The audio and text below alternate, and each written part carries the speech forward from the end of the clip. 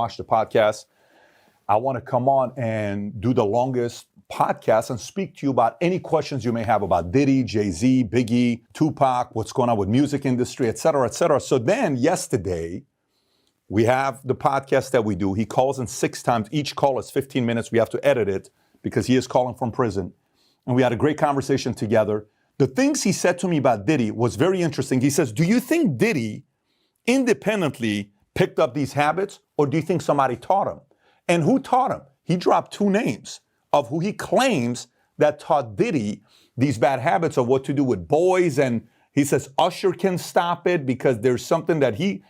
And then he brought in, we talked Tupac, how the difference between him losing Tupac that cost him money versus the difference between Diddy losing Biggie, it made him money. And the feud and the stuff with Dre at the end when Dre was going to get 50%, $60 million, how that whole arrangement worked out, and how the negotiation with Eazy-E, what he said about Eazy-E's feud with Dre that I had never heard before. Anyways, if you're somebody that follows hip-hop and you know the whole story, because a couple of weeks ago I had Dame Dash on, so that was a whole different conversation that we had. If you're somebody that follows these things closely, I had Greg Kading in the past before telling me exactly who shot Tupac, Biggie, because I'm curious, the detective that did the background on this. You're going to be glued to the phone to hear what Suge has to say. Because when Suge answers, sometimes he goes like this. You just kind of have to hear what he's trying to connect the dots. But if you speak that language, you'll kind of know what Suge is saying. And there was a couple parts that he could be a comedian. But with that being said, here's Suge Knight on PBD Podcast. All right, so we have a special guest here with us today, Suge Knight from R.J. Donovan Correctional Facility, prison in San Diego. Suge, for those of you that obviously follow hip-hop, his background, co-founder of Death Row Records, at one point, $750 million of generated revenue. I think one year they sold 60 million records, 150 million total records sold. They had some of the biggest albums ever, signing Eazy, Snoop, Dre, Tupac, Nate Dogg, Corrupt, MC Hammer, Warren G. The list goes on. Suge, it's great to have you on the podcast today. Hey, great being on here. And I appreciate that. By the way, one of the things I think it's important for the audience to know is the fact that you just said, look, whatever Pat wants to ask, I want to have all the conversations, any questions, nothing's off the table. Is that correct? I like Pat. And one of the things that I always feel, if you're ever going to do something and have a platform, it's about telling your truth to the next person's truth to help the generation. I agree. By the way, Suge, did you by any chance, before we get started, did you ever have a chance to watch the Cat Williams podcast with Shay Shay with Shannon Sharp? Did you watch the whole thing? Well, number one, that's family. At the same time, I'm in the penitentiary. Watch that. But I heard about it like the whole world did. I heard it was a great interview. Now, let me ask you, Suge, your experience with Cat. If for the audience, you and Cat have hung out, who is Cat to you? Is he a stand-up guy, good friend, relationship guy that you could trust? Oh, I can trust him. Okay. And I don't say that about too many people, but at the same time, Cat is who he is. And if you really want to understand Cat, he on tour right now. Go buy one tickets per row and you won't hear it all. He's going to tell the truth. So that's the best way to find out about Travis. Even from there, you're selling tickets. You can't, no matter where you're selling. No, the only reason I asked this question is because when he did this interview with Shannon Sharp, and I know you played in the NFL before, when he did this interview with Shannon Sharp, everywhere, everybody was talking, but also people were quiet. I want to play one of the clips, Rob. If you can play the clip of what Cat said to Shannon Sharp about Diddy.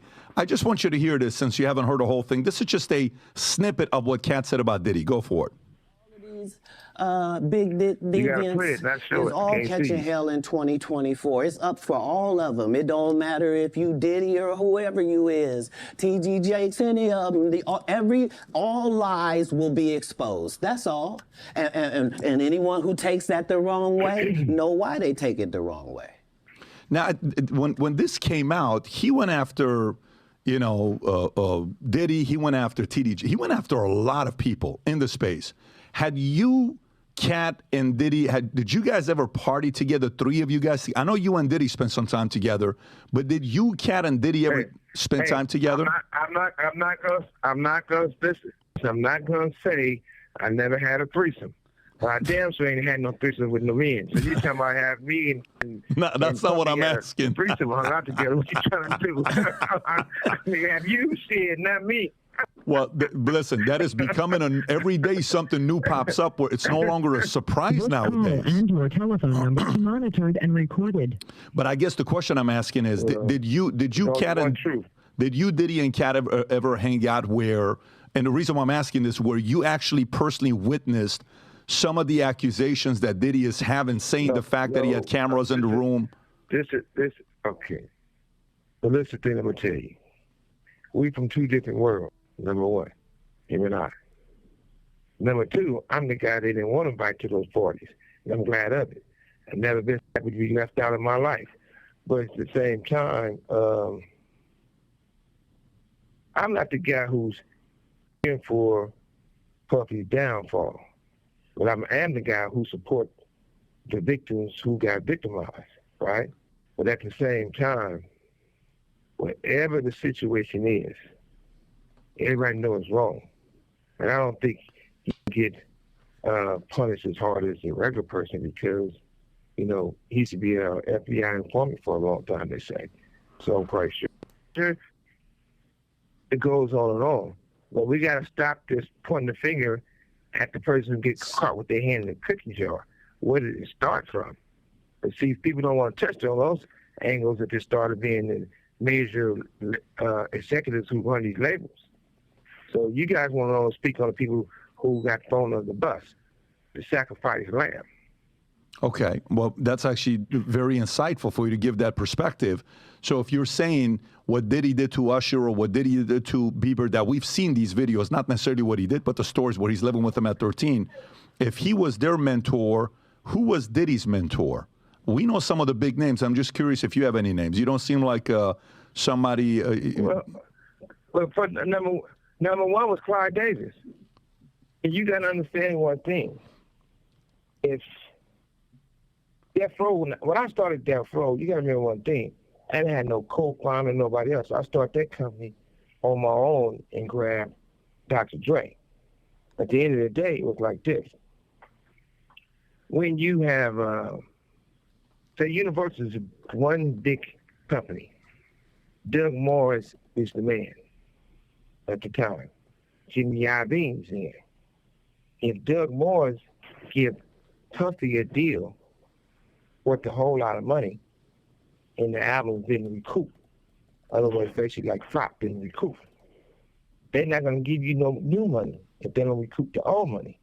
But Puffy was able to go to the same umbrella and go to Jimmy and get just much, even bigger check that Doug gave him, even though have not recouped.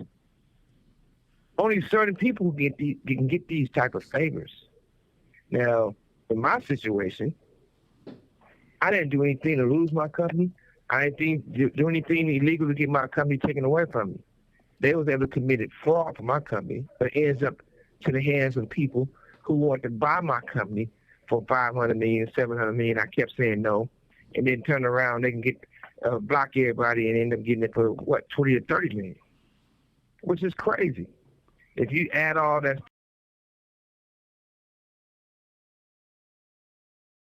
when I started, they wanted my artists. But when they took my artists and they got control of the industry, everything went from $50,000 to make an album to fucking $5 million to make an album. Until these guys having all these dancers and all this extra shit, all the surgeries and all the extra shit, right? So in the end, they blew hip-hop out the water so much that they were going to start cheating for everybody to eat. So you had an artist, and the only thing they had to do when they was with the machine is show up. Show up for the interview. Show up for the photo session. Show up for the studio. Show up for the video. Now that's being taken away because all these people been using all these artists. And at the end of the day, the artists end up broke. Or now you have different Spotify stuff or Apple or different ones, right? The strings. Who is making the count or policing the strings? So how you know they're not saying, I got 5 strings and you got 1? Right. Or however it may be. Nobody have nowhere knowing that. So now the artists can't have that machine to be certified cash anymore for us making money. So they all going crazy. So now everybody's telling on everybody. Everybody drinking more. Everybody doing more product. Everybody doing those little sick little moves of the guys waking up with their butt sore. That type of shit. Or the girls waking up, they don't know where it's at. So everybody's stressed the fuck out because the machine is over. So now they just need to rebuild and put decent people in the industry. Have the machine back. Go ahead. Yeah, I mean, obviously, with what you're saying, it's very important because you had a business model that is costing them money. You're spending less money, you're making more profit, you're making them look bad, and they're supposed to be the executives, the professionals, and you're the amateur building up a company on your own without a background. You didn't go to school to learn how to be an executive, and you're building a business doing $750 million. Here's a question for you. In the financial industry, you'll hear many times they'll say, these companies are part of the too big to fail. For example, we can't let AIG go out of business. We can't let Bank of America go out of business. We can't let these guys go out of business.